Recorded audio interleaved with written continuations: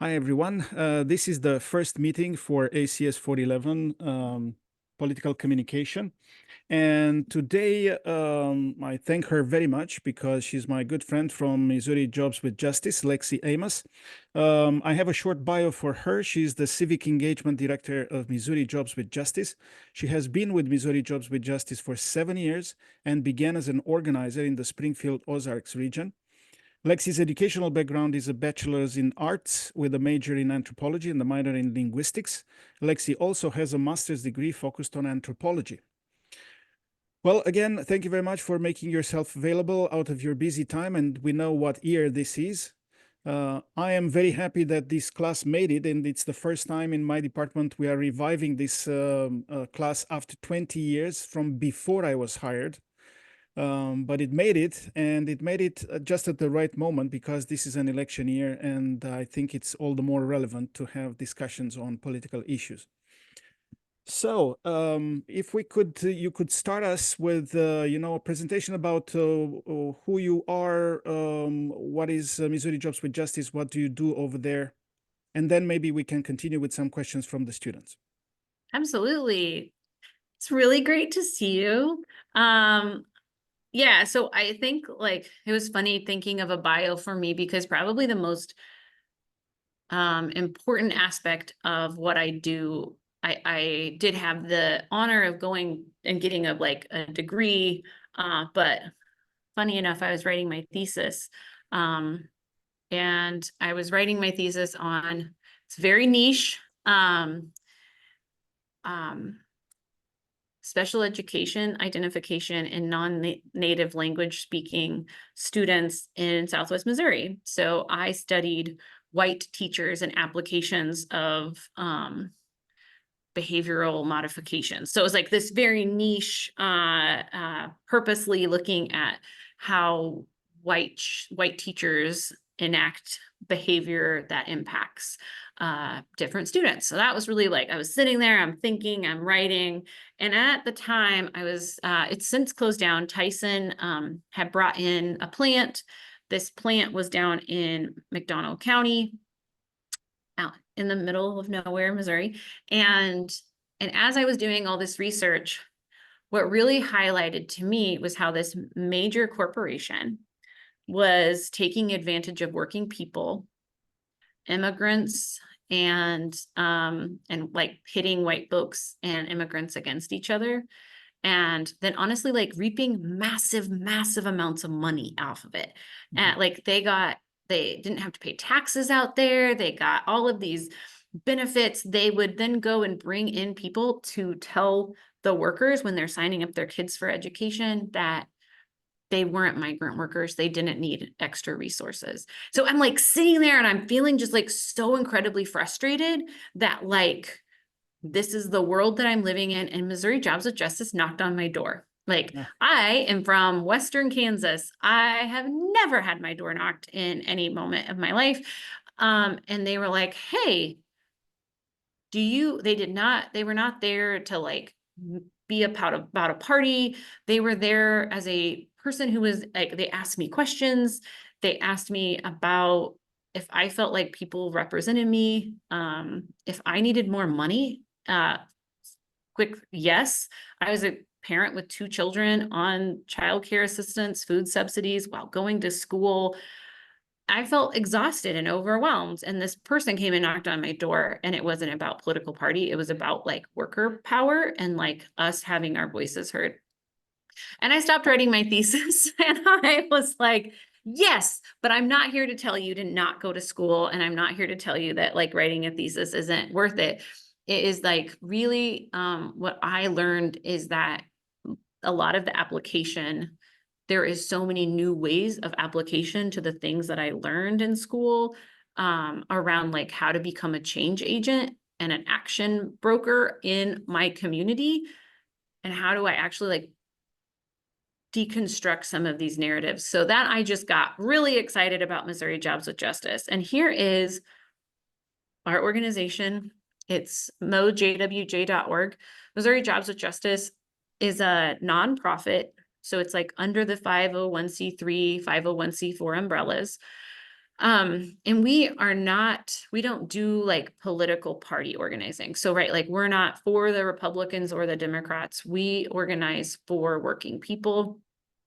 We work with unions, we work with faith leaders, community members, student groups to highlight the inequity and how big corporate greed pits workers against each other based on immigration status, race, class, and helping people get clearer on that so we can think, hey, and reimagine a world where like we can all have more.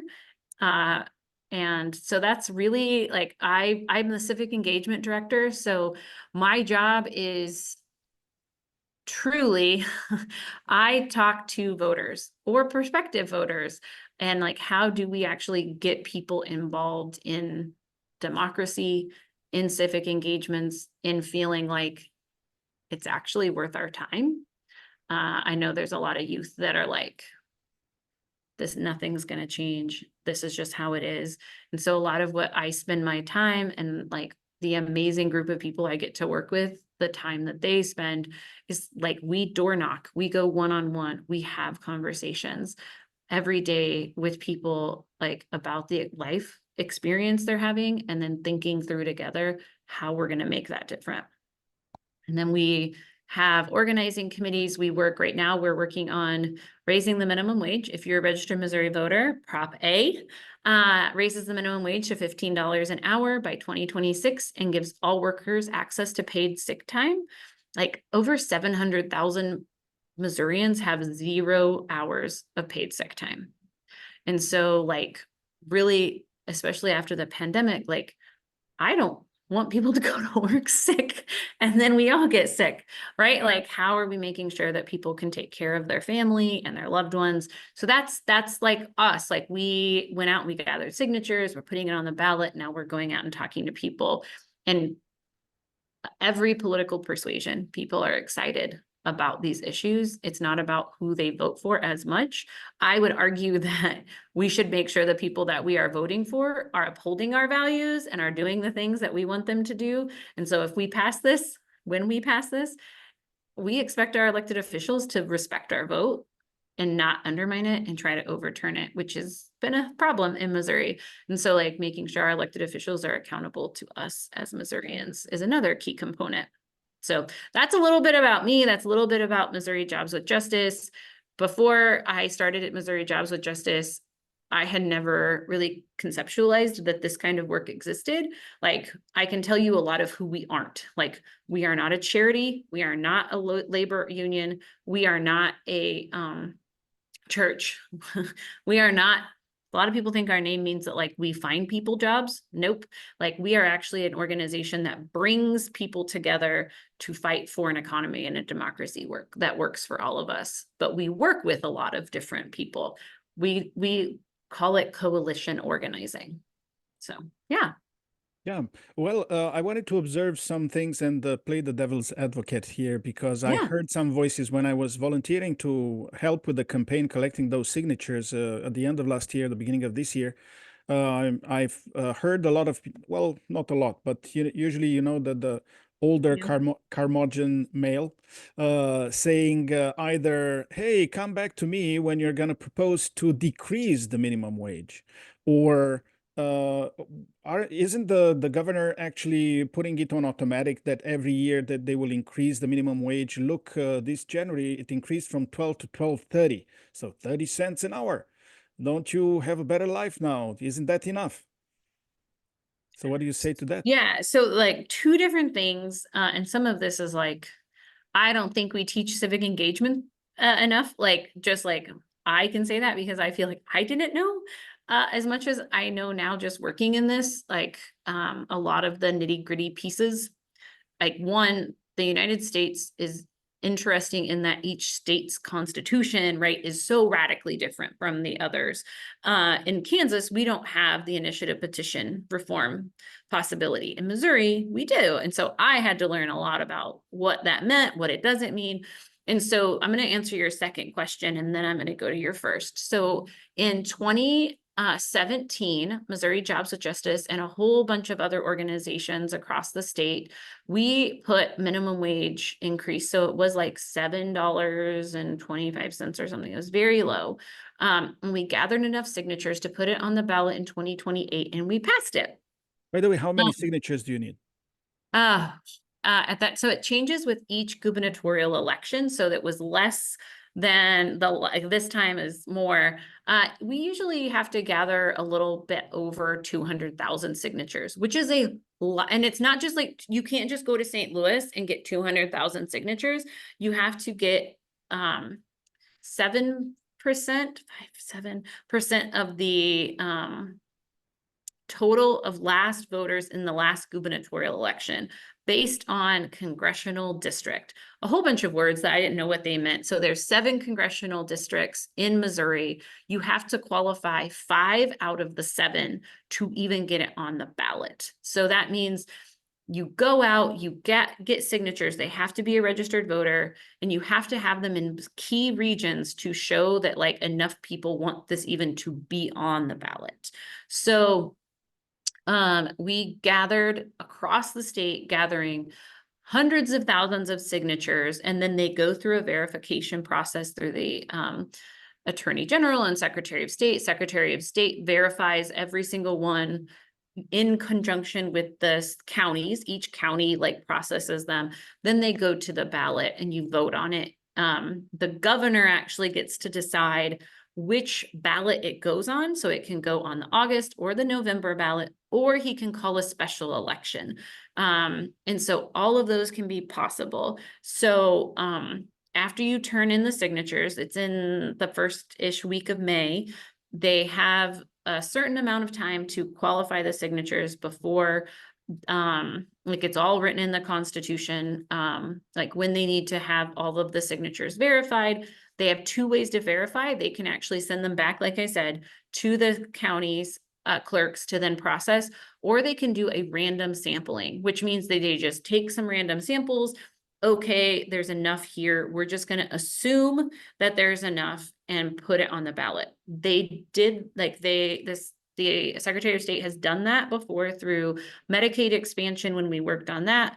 But then when we did minimum wage, they sent it and made us like get every single signature verified.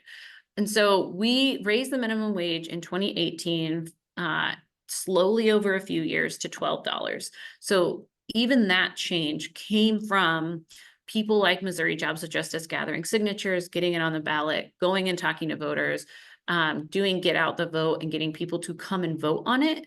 A lot of people who don't want to vote on candidates will come out and vote for like an issue they care about, very similar to marijuana. This is the same way that we got recreational and medical marijuana. That was constitutional. You have to get more signatures for that, but it's the same overall process of like citizens get to put something on the ballot if their legislators like aren't listening to them, which is the problem, right? And so like that's how and why we use this system. So we increased it to $12. After it capped out at $12, it has in the old language, there was like an automatic like inflation. And so they figure out inflation and it goes like that 30 cents was just an inflation bump. An adjustment, yes. Yes. And so, but we also know like prices are going up. But I have a 19 and 20-year-old, as well as a spouse, and like, they don't work in this sector, right? Like they don't work in, the work I do. And I can tell you their wages are not going up the same way, the same way that like prices are going up. Prices are skyrocketing. We have corporate like entities very, very vocal about their record profits in like groceries, and gas, like lots of things, but our wages are not keeping up the same way. A lot of misnomer, to kind of go back to the first question, is that raising minimum wage will inherently raise prices. And that has been the go-to for most corporations for a very long time. Oh, we can't pay you more because then we have to increase your price of your goods. Now, I actually, like, I would not claim to be an economist. I, but I have economics background, as does every working person, because we live it every day. Yes. And I can tell you that, like, no matter what I get paid, they do whatever they want with those gas prices. Right? Like, it has nothing to do with my wages Yes. or my groceries. And like, what I am here for is, like, working people need to get paid more. In Springfield, 25%, because I'm based in Springfield, Missouri. I'm statewide, but I'm based in Springfield, Missouri. 25% of our population is in poverty. And most of those folks are working multiple jobs and still living in poverty because how bad our wages are. And so a lot of the idea is like that people will float is like, oh, just getting more work skills, doing this, bringing in these kind of, like, those can be effective, like if applied in a more robust pattern of, like, workers need to be paid more and compensated for the work that we are doing. And so that is, like, a lot of the people that have heard the narrative that we can't have it have also been fed the narrative that, like, businesses drive the economy.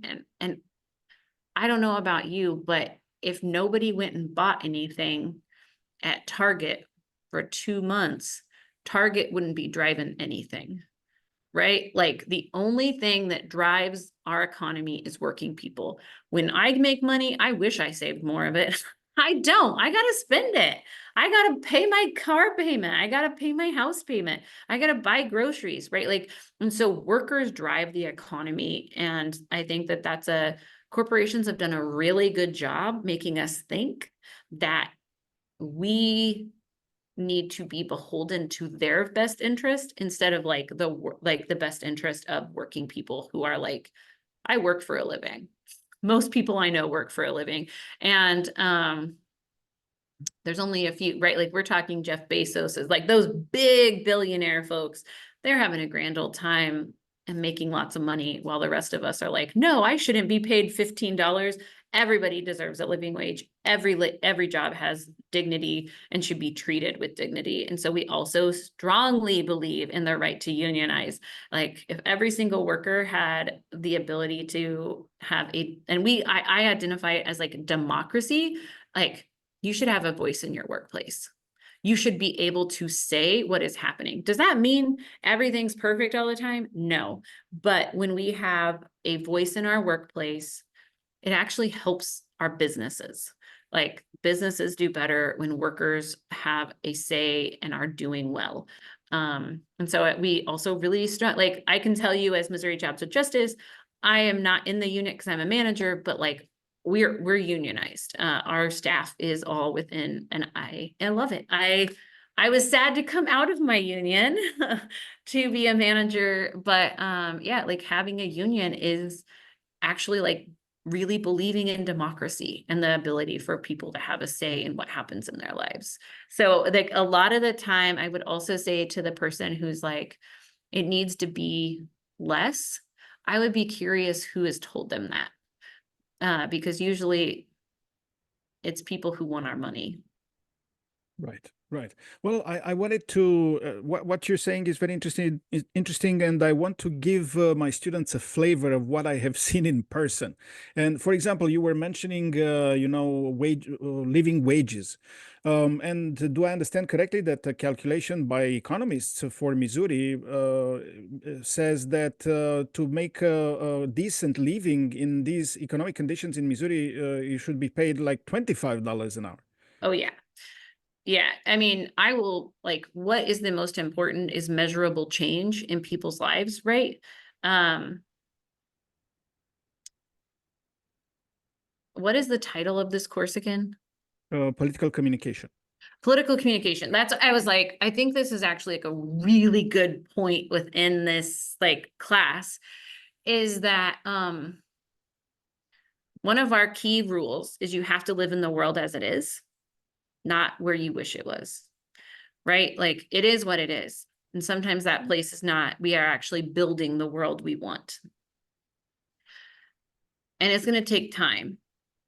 And often the thing that we know people deserve, $25 an hour is what people deserve, isn't the thing that can happen.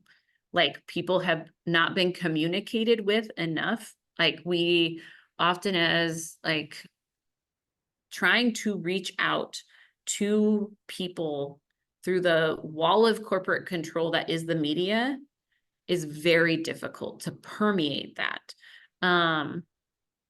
To be able to communicate directly, that's why we go to doors. Almost to be super honest, like, it's really hard to permeate that through social media even. Like, it is very difficult. And so a lot of how we organize is being clear on, we're not stopping here.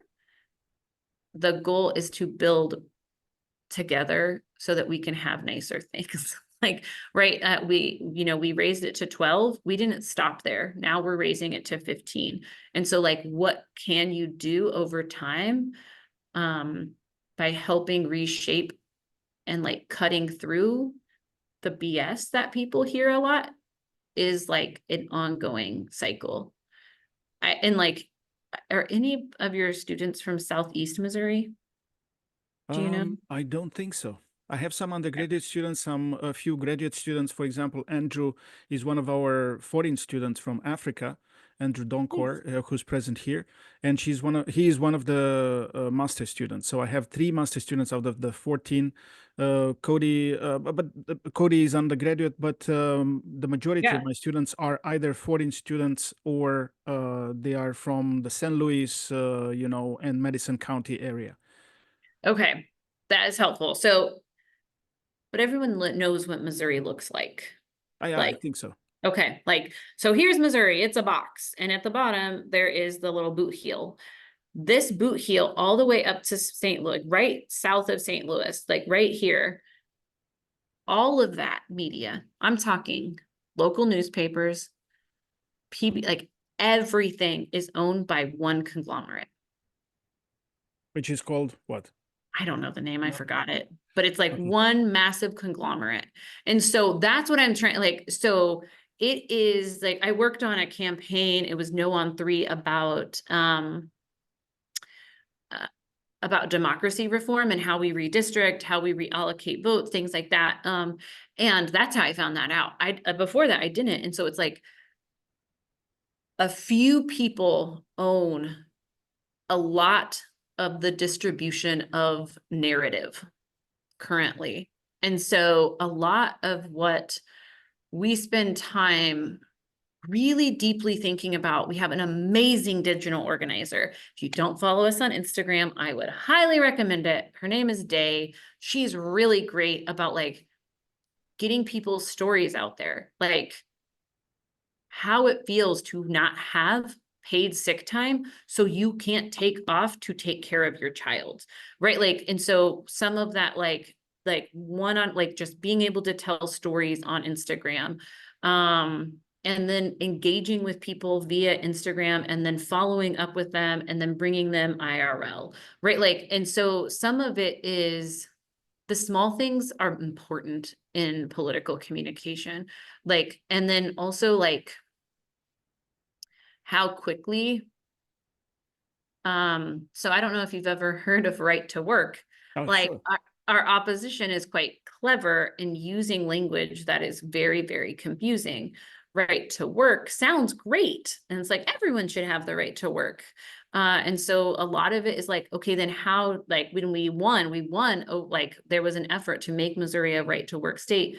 We worked very hard on that with our labor partners in 2018, ultimately winning, because we were able to cut through all the nonsense and help people understand right to work is actually about us not having access to the ability to unionize in a powerful way and putting our work together to be able to have a say in our workplaces, and places, states that do not have right to work, people make more.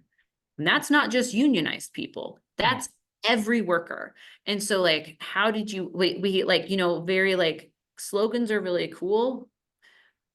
And like the political communication that it takes to help people get clear on like, what do you actually mean? How are we cutting through the nonsense is a So, constant fight. so in brief, in your words, what was dangerous and misleading in the right to work formulations? Yeah, so it really makes it sound like, oh, we just want you to have the right to work wherever you're at, and you shouldn't have to join a union. Mm. What's the behind the scenes was that that's not really what it is. Like what right to work does, it makes the union have to represent you, but you don't have to actually pay dues to help support that union, which thereby, like, power, and on my understanding of power, is organized people and organized money. When they take away dues, it takes away organized money. And that really only benefits the businesses that don't want us to organize. And it makes it really, really difficult. And you can see that in the way that wages start decreasing, in the way that like workplace injury increases. Like there's a lot of impact. It disproportionately affects people of color and women, right? Like these, because of the way in which it was said, it makes it sound like everybody should have the right to work. Unions never take away someone's ability to work. And so a lot of unions would often say like the right to work for less was a common like adjustment. But really we actually just like bypassed that narrative at all and cut to, actually we're going to have a more nuanced conversation about working people, and people were hungry for that.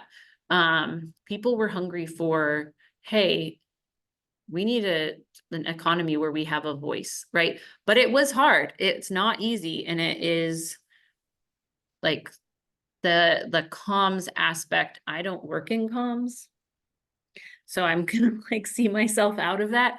What I do is take like comms aspects and then implement them into organizing narratives. I talk to people on the doors. I talk to people at events and help people understand. And so really I take that narrative creation and implement it in a widespread statewide manner. Does that make So, sense at yeah, all? yeah, yeah, definitely. And so it seems to me that right to work was kind of trying to divide the narrative and push people again into considering themselves as um, individuals who should take care of their rights. They shouldn't be Yes. taken from them. You shouldn't be forced by a union to pay dues, because actually you are losing money by paying dues, but they don't realize that an individual cannot fight corporations. You need organized fight in order to get something for the general population.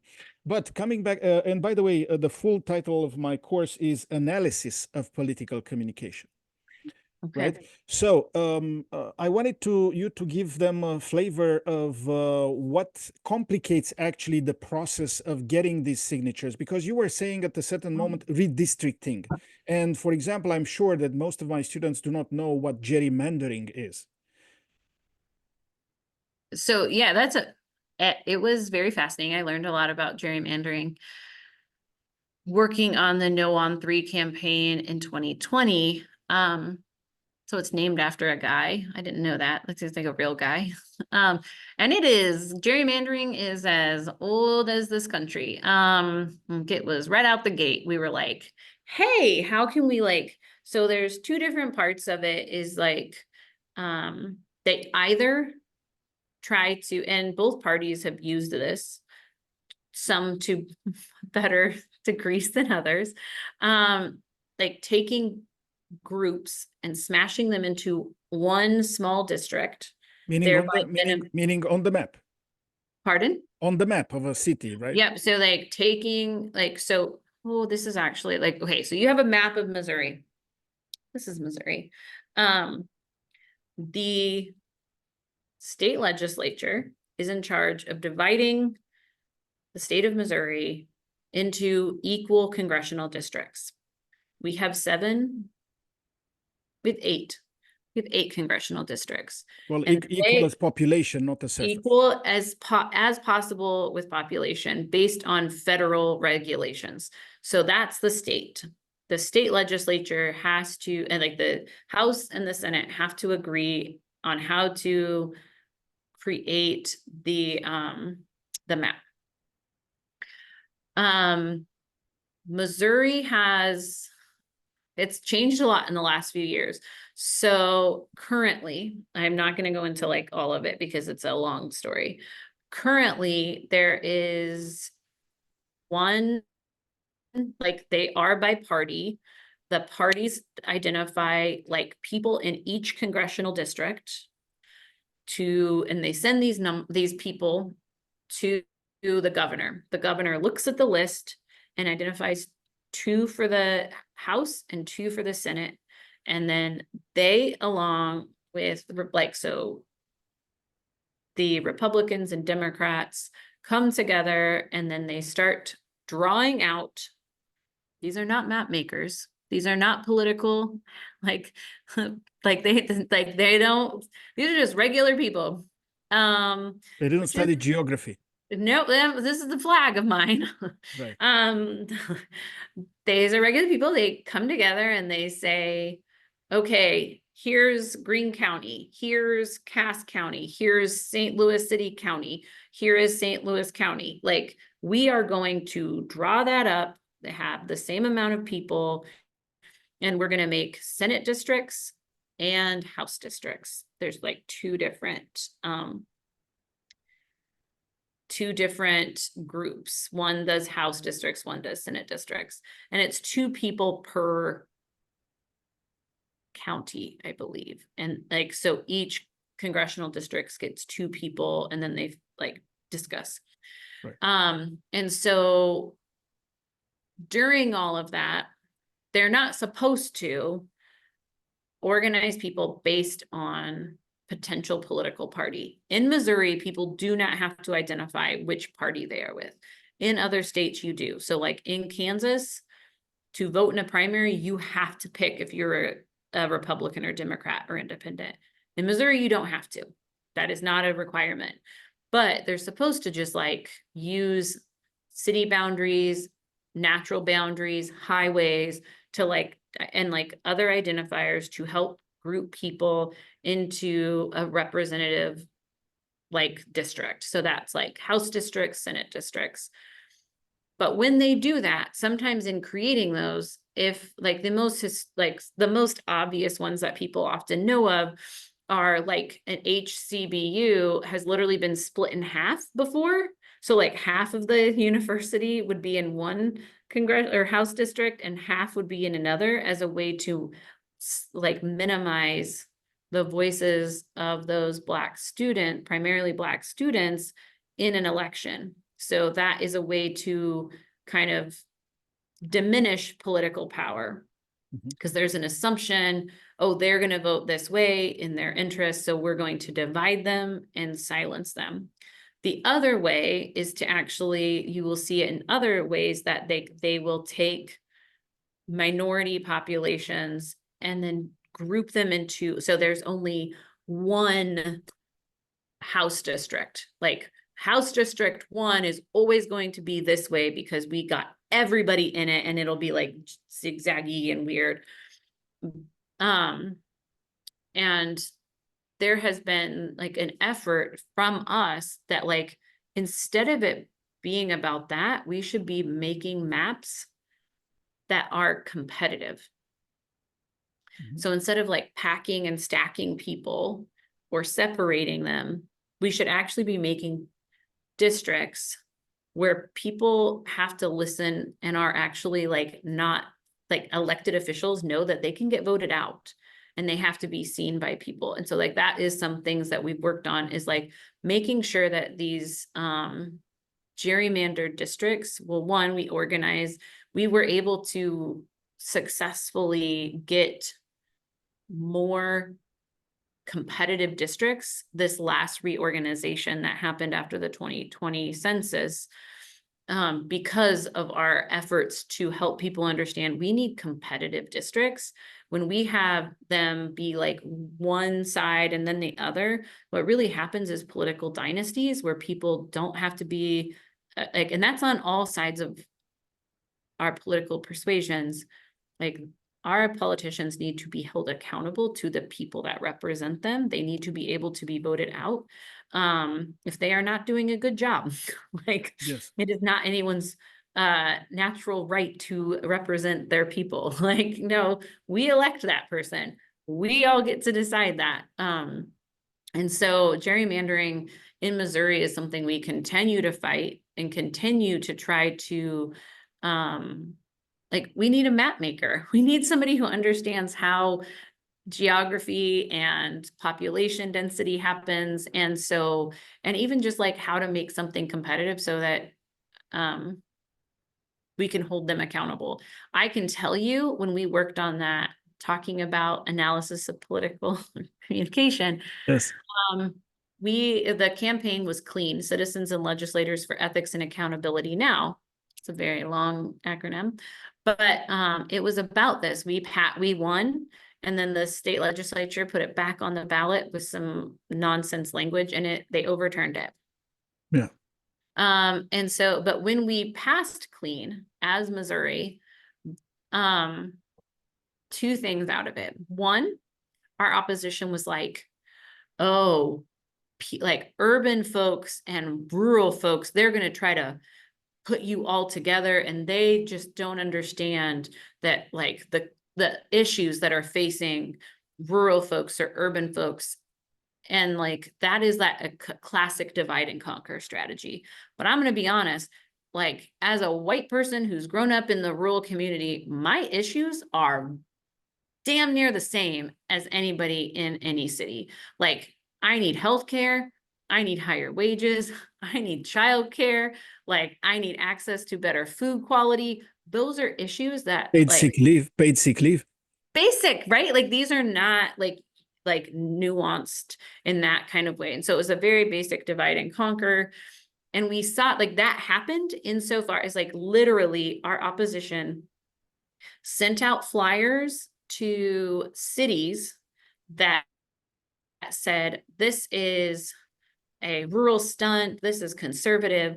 They sent the exact same flyer to rural communities saying, this is a progressive Democrat thing. And so like just lying to people about it. And so a lot of our strategy is like making sure we have relationships with each other so that when they do that, we can say, hey, this is super weird. And then they're like, oh my gosh, we got this too. So people in Springfield have relationships with people in St. Louis, have relationships, people down in the Boot Heel have relationships with people in Kansas City. So they're not able to divide us the way that they have been able to in the past, like so that we all can actually know what's happening, so that we aren't so easily like confused by, and I actually think like it's very confusing. Right. So I wanted to observe together with you how all these things are intertwined. For example, there is an institution in London that identified the United States as a faulty democracy recently, that we are behind Chile and Costa Rica. Right. Some of the reasons why they are cataloging the United States like that are, voter suppression, the fact that the people look, if they are bound by their jobs not to have paid sick leave or any leave, but the process of voting is in certain days, working days, they can never vote. For example, at SIE, for the first time in our history, this November 5th, it will be a holiday. We won't have classes, so everybody can go and vote. Awesome. Yes, so this is what it should be, how it should be. In other countries, in Romania, where I come from, it's a day when you can go and vote. It's over the weekend, right? So you can exercise your right to vote. I have been in the past 2 years on several occasions election judge in my area in South County, and the last time in June, when was the last one for the state? they were thanking us that we helped with the election process, and they were reporting to us that it was 30.5% participation. How can people elected under such conditions claim that they have representation of the people in their state? 30%. When I said to some And people that's in pretty Romania, good. 30% is sadly pretty good. wow. So Yeah. what kind of democracy is that if you are elected? Every time there is a problem, people get disenfranchised. There's voter suppression, there's confusion, there's faulty and lying messages, there's disengagement and breaking of organized labor. So Mhm. people can help each other understand the political issues. And in the past 8 years, there's more discussion on the surface and ranting and going from one sentence to another with no subject and predicate. I'm not saying names, but from certain candidates, you cannot understand what is the political message. It's just loud shouting. So people are confused. They don't really understand what's important for them, and nothing, it seems like nothing can change, nothing can improve in the political process. They still call Washington the swamp, but nobody is draining it. So they're blocking each other, and nothing can change. And it's been like, I think, like, I'm trying not to operate from hot takes, but there's also a lot of unintended consequences in democracy. One odd one is like a lot of, like, there's a pretty widespread support for term limits, for instance. The impact of term limits is that lobbyists have more control than ever because there's less term limits for lobbyists, right? And so people get into office, they are basically like, the lobbyists tell them how to vote. They have no people back home don't feel like they can vote them out. And so they kind of just do whatever the money tells them to do. And so we've worked that same clean. Missouri used to have absolutely zero lobby limits. There was no lobbying limit.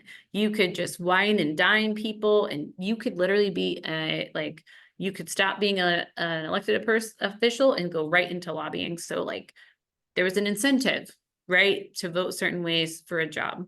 I'm not saying everybody did it. I'm just saying there was an incentive there. And so I would say it doesn't surprise me. I think there's a lot of misinformation about people, that people are voting twice or multiple times. There's a lot of misinformation around dead people voting. And really the reality is that like our like federal prisons, our federal like issues like that takes away the right for people to vote and have a say in there. And like, we have that problem. It's a big problem. We have more people incarcerated. We have more, as in Missouri, a lot of Black and brown people incarcerated due to over policing, but you also have a lot of poor white people incarcerated due to drug use and other issues. Like, all of these are actually like, so like, that's a social issue. That's an access to healthcare issue. Those are, we have for-profit healthcare.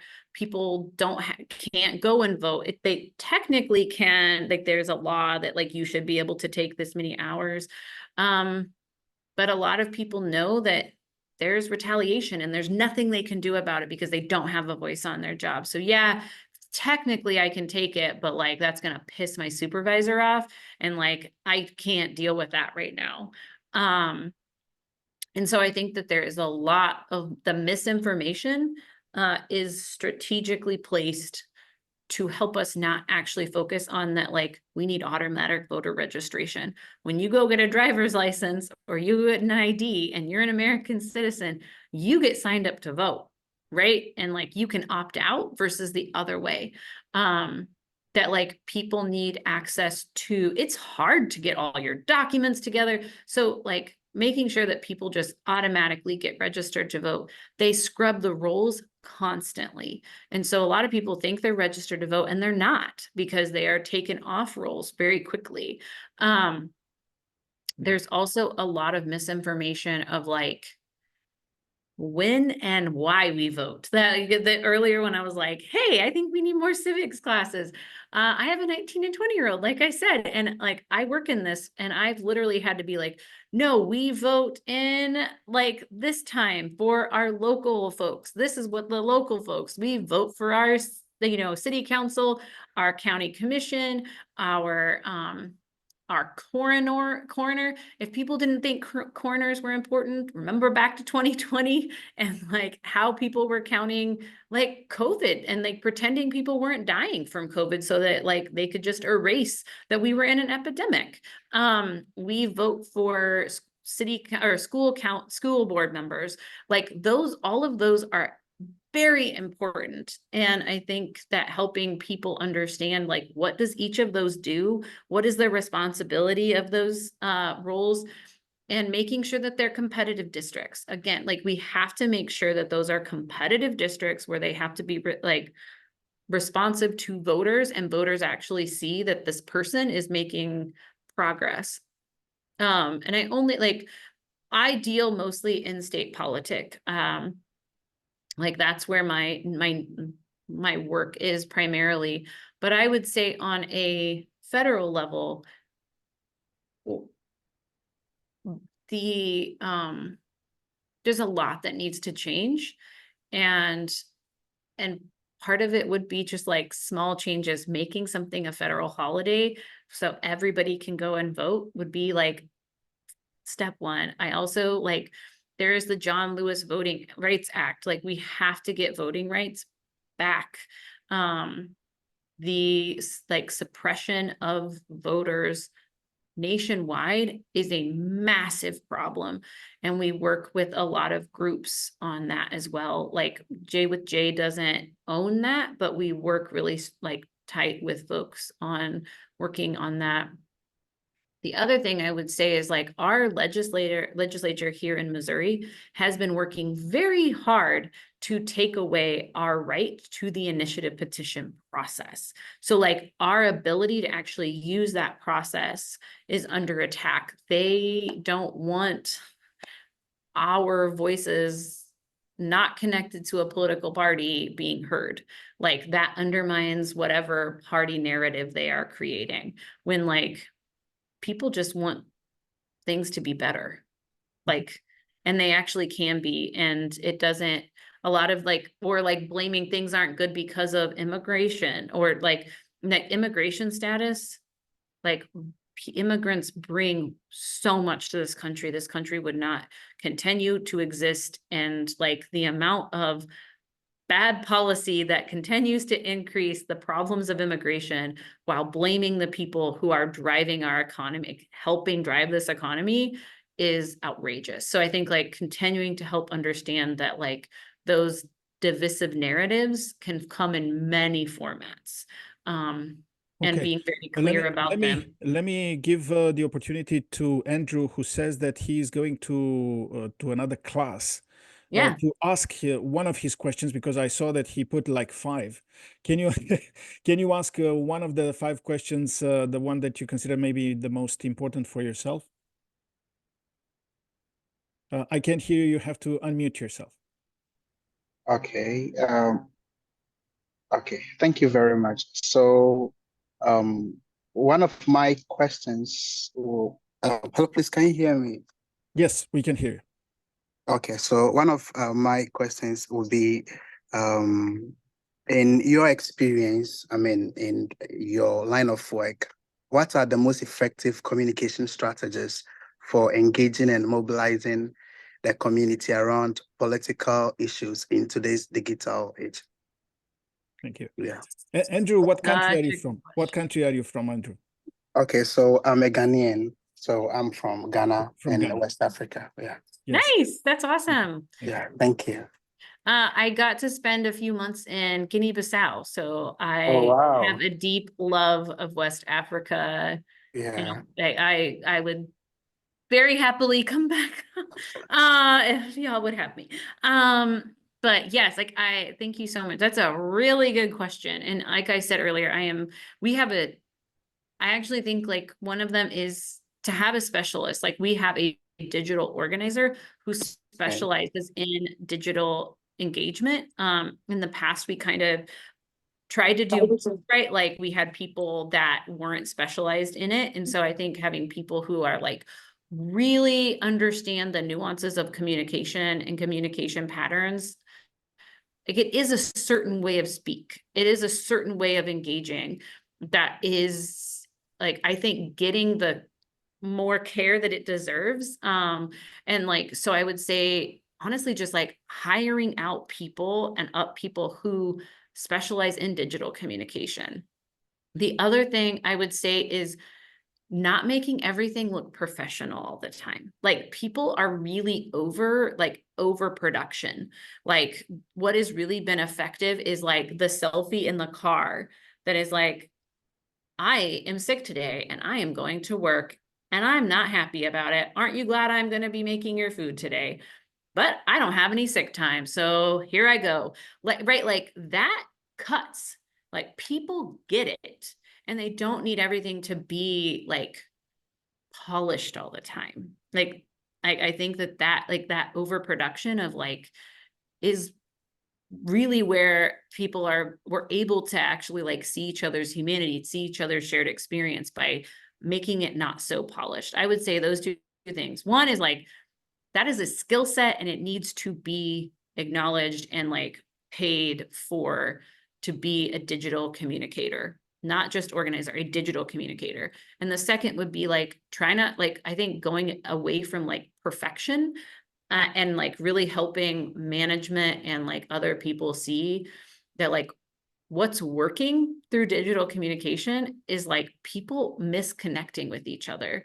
And this is actually the way that we are doing it. And we don't want to see the prettiest version of each other. That's really boring. We know it's all bullshit. Like, so. Academically speaking. Yes, academically speaking, in general.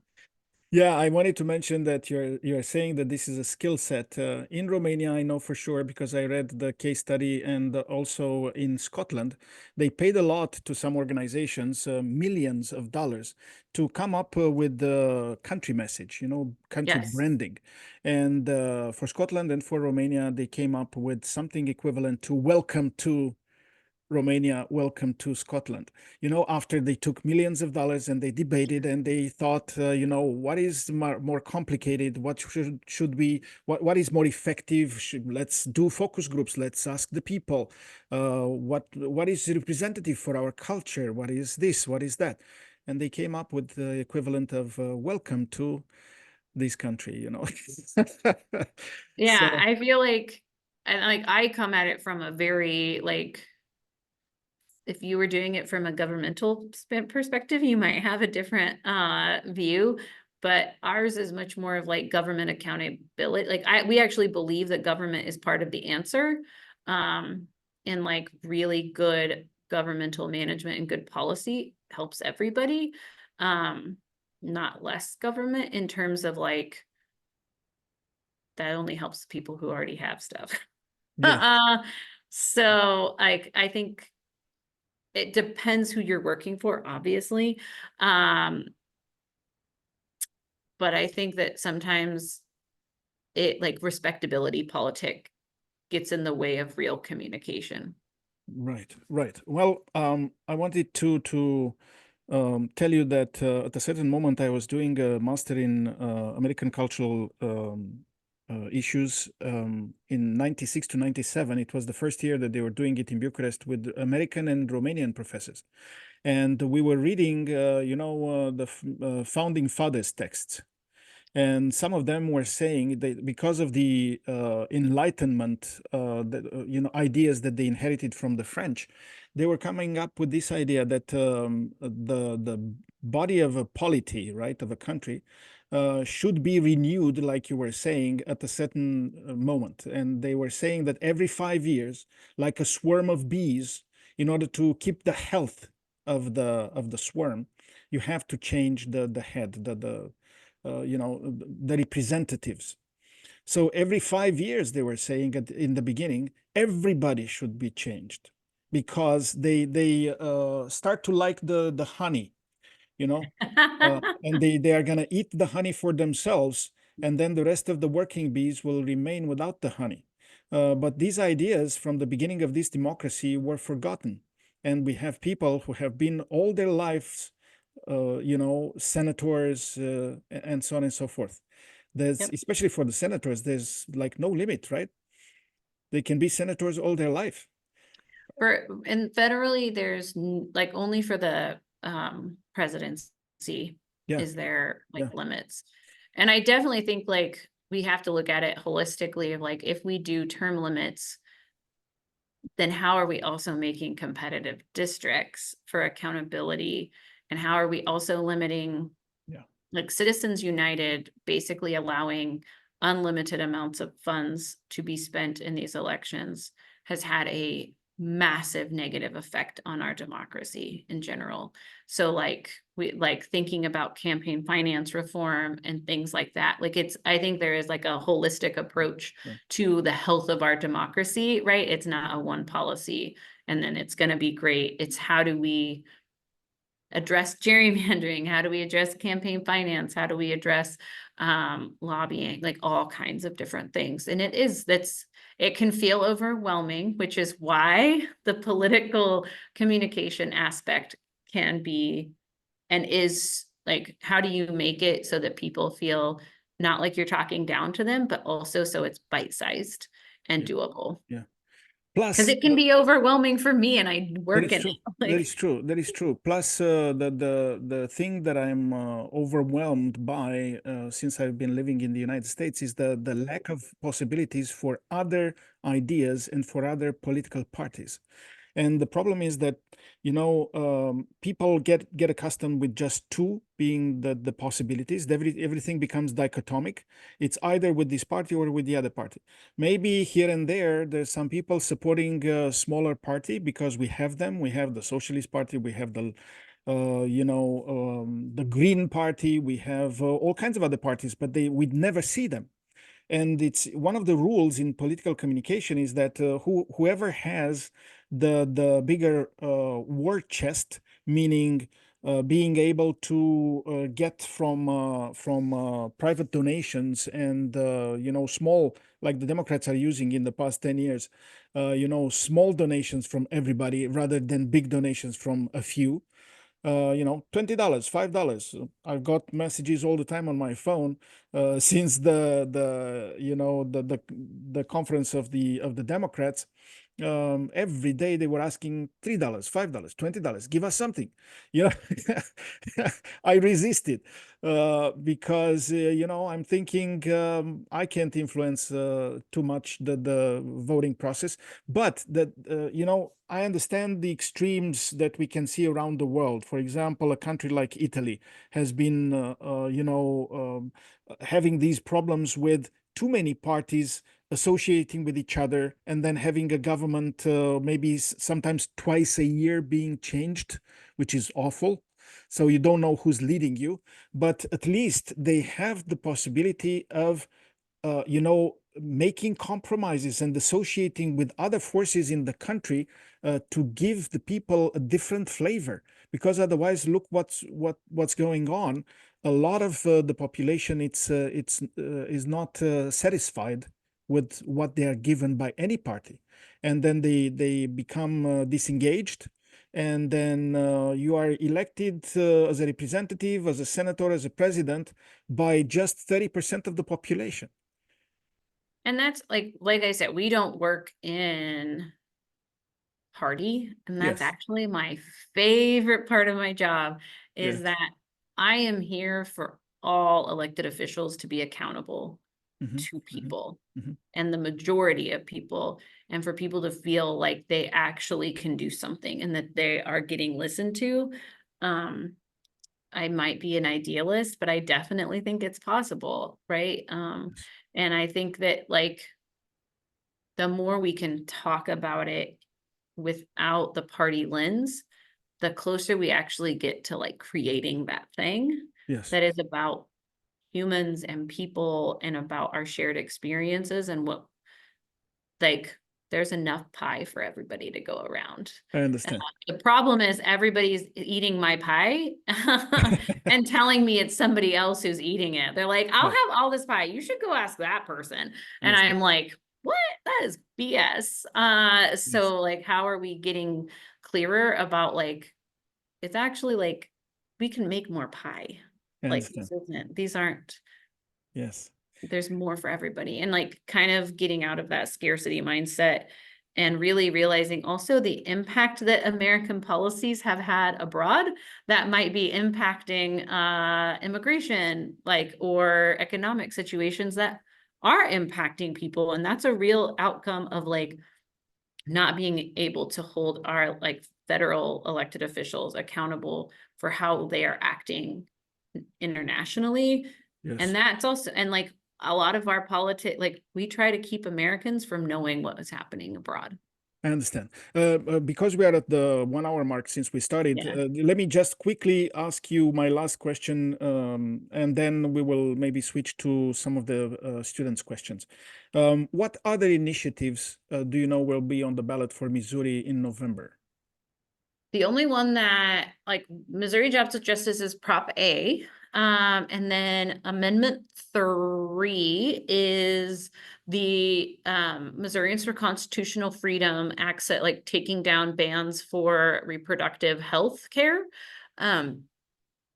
Missouri Jobs with Justice is working on that because access to healthcare is an economic issue. And so a yes vote on both Prop A and Amendment 3. Outside of those two, I don't think sports betting, maybe sports betting made it. Sports betting made I think it. they made it. I heard it on PBS or on NPR just a week ago that it But made it. the new like the lake gambling maybe didn't. Yes. Is that Yes. right? The lake Okay. gambling. So Yes. you can tell how much I pay attention to other people's things. They Yeah, proposed to open a betting place on the lake. the lake, yeah. So that Yes. one didn't make it, but sports betting did make it. And I think that's, and then there's one from the legislature, like the legislature put on. There's like a Kansas, is that, I don't know. I need to go look at my ballot. We'll There you see. go. Well, I yeah. need to Well, find my ballot. you can talk exactly about the things that you were involved with. Yeah. I Okay. was like, I don't know. The things other people do, I can only tell you how we do. Okay. So thank you very much. Let's switch to questions from the audience. And because we have Cody here, he gets the dibs. Yes. I do have a couple questions. My first one is going back to the wages. Is there a world where you see wages go up, prices come down, so we kind of get a level playing field? I think that's totally possible. I think that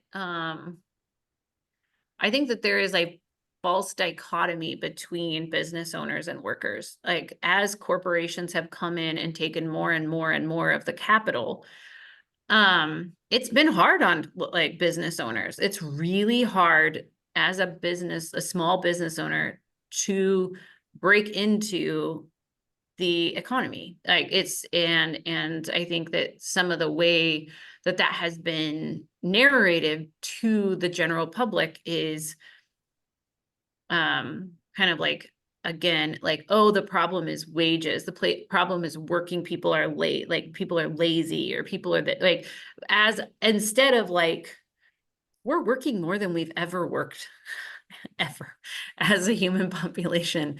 And we're tired because it turns out even with efficiency modeling, people can only do so much before they need rest and rejuvenation and joy and community. And so I think like as we continue to work towards that kind of imagination, it's at like help, like we have businesses for a fair minimum wage. We have businesses that sign on that are like, yeah, like I need like these big companies to pay their fair share because I'm paying minimum wage way higher wages because I can't compete with blank. Like a lot of our small businesses pay higher than minimum wage. They already treat their workers better. And so I think actually like breaking the monopolies that our big corporations have would you know, there's always going to be a push and pull between business owners and workers. Absolutely. But I think it could be a lot healthier and based more in like a shared vision of like what community could look like. And, you know, I don't know, I think of some of the places that I go and I'm like, oh, wouldn't it be beautiful if there was like a community center that people could go to, if there were sidewalks, if like we were really focused on making sure our taxes and our shared responsibility is about like having a good community where people feel loved and respected and accepted, like, and that being like the shared value and commitment. I think there would be less push towards, and I think like making sure that like big businesses can't just like have all of it. Like there's a reason we break up monopolies. We did it with the bells in, you know, the 90s. We've done it before, and like we need it, it needs to happen again. Like, yeah, that And then my other consolidation. question was, when you're out getting signatures, how long does that process take? Oh my God, it is so hard. Like, oh my God. So, sometimes it's like bam, bam, bam. Honestly, third space in general in Missouri and in our communities is a dying thing. Like where people can actually just like exist without paying for something, is hard. Like if you think about where like there's parks are fewer and fewer, shared spaces are fewer and fewer. Like even DMVs in Missouri are private. Freaking wild to me. And so like trying to, part of the problem is like literally just like access to people to be able to talk to them about civic engagement possibilities.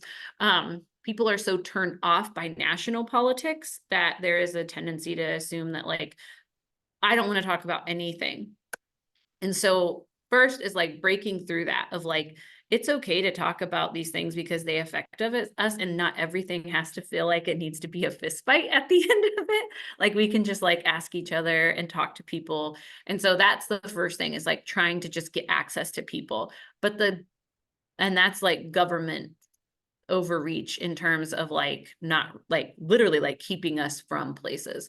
The second is like, it is very difficult. Like you have to have everybody sign a certain way. It has to be the date, it has to have every single date. It has to be the address where somebody's registered to vote. There's another box for their zip code, and then they have to like print their name exactly as it is on their voter ID. Why that matters is a lot of people, like maybe they don't go by their first name, they shorten their name, things like that. Those can get signatures tossed out even when like that voter really wanted that thing. And so like it is, we have to walk through every single signature. So that is like volunteers go out, paid people go out. But for Missouri Jobs with Justice, like we have a huge number of volunteers who go out and do this for volunteer time, like because they care about this so deeply. We also pay people because of the number we have to get is so much. But honestly, like parades are my favorite to gather signatures at. So like parades or festivals, like they're fun. You get to like, and you have a reason to go chat with people and talk to people. And I find so many amazing stories and shared experiences that like I wouldn't, like it's such a great opportunity to connect with our community. And I think it's like absolutely beautiful, but it is a painstaking process. But you also work with a lot of volunteers, right?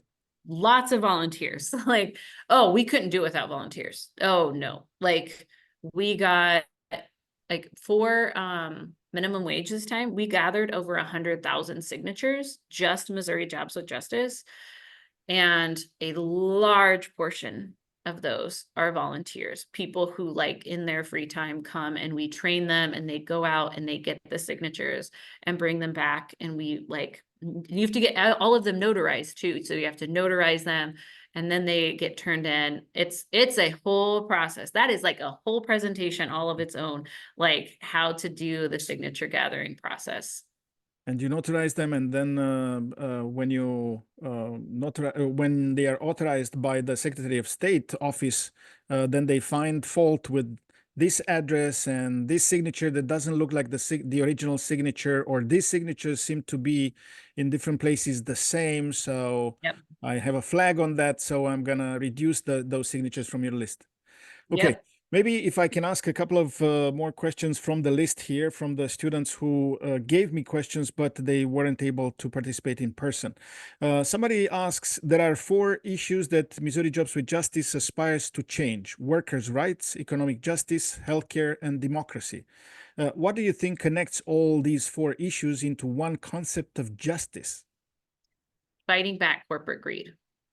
Like, the North Star of our organization is the impact that corporate greed has on our lived reality. They impact our ability to vote and have a say in our democracy, our wages, our healthcare access, all kinds of aspects. So that is the thing that strings them together. Corporate greed is what we are fighting against. Right, right. Another question says, what do you think of the current state of media regulation in the US? Is it sufficient to ensure a healthy democracy or public sphere? If not, what kind of regulations do you think would better serve the public interest? That's a really good question. I'm going to say is way out of my depth. Like, that is not, like I said, I am not a comms person, nor do I do like legal law, like law aspects of that.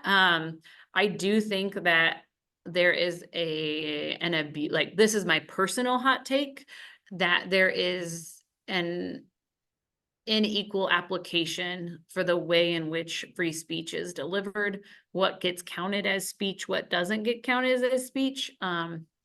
And like I said earlier, I have a huge issue with Citizens United and like the impact that has had on our democracy. And I think that like free speech and hate speech aren't the same thing. Like, those are not the same. Those are false logics happening there. When we're talking about hate speech, that should not be protected.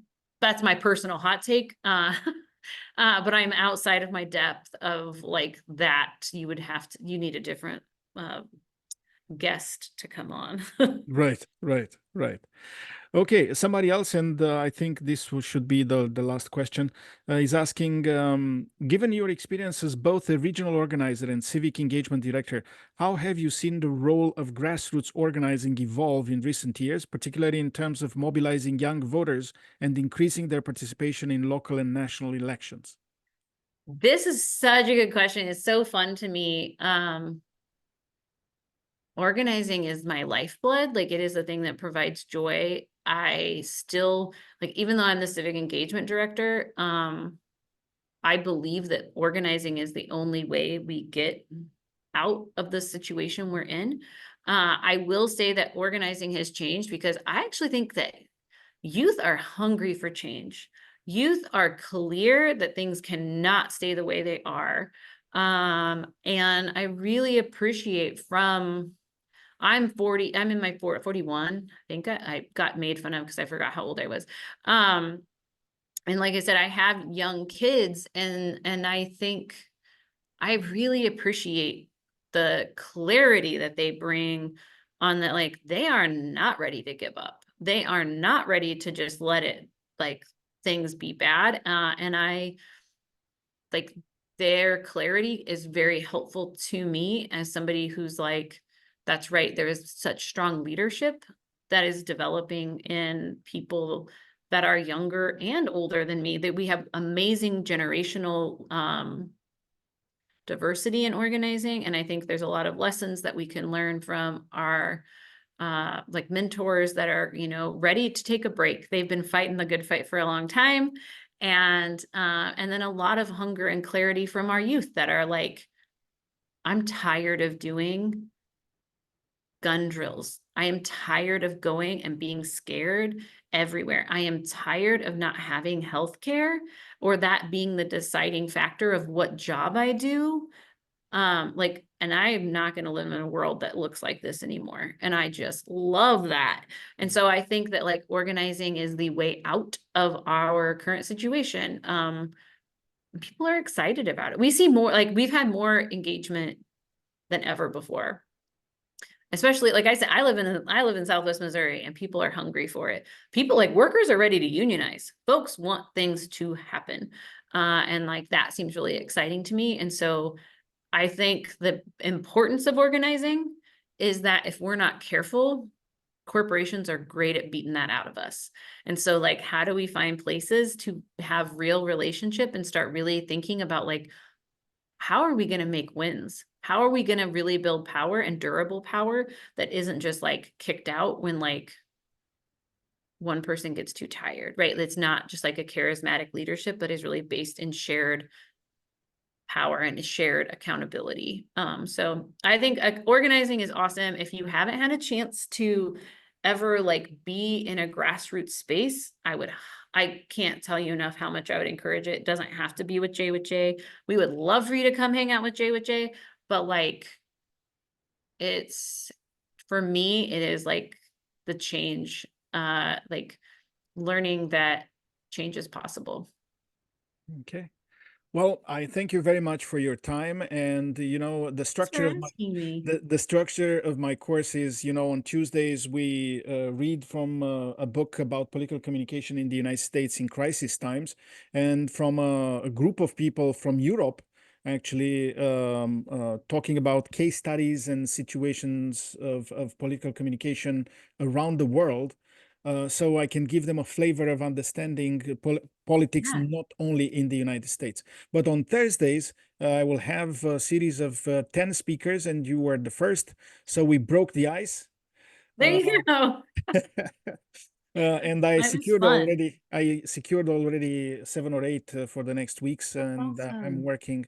Yeah. And I will speak with somebody from Africa, with somebody from who's a professor but another university, and he is from Russia, and many other That sounds aspects. so interesting. Yes. Okay. Yeah, I was like, I'm glad that you started with me because I did not want to go after some of the people that you're gonna have on. Like, I feel I'm like, whoa. I mean, you have a different, you know, flavor of political communication, and I don't think a professor will know too much about what's going on, you know, with at the grassroots. Yeah, it's different ball game. But we actually organize a lot of professors. Yes, or you see, like me, or if they volunteer to work with Missouri Jobs with Justice to get this kind of experience.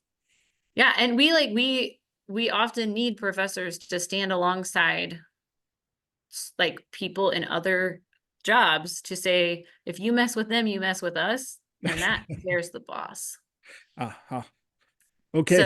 no, it takes us all. It takes us all. Thank you so much. Thank you. Have a good day. Thanks. Bye. Bye. Bye.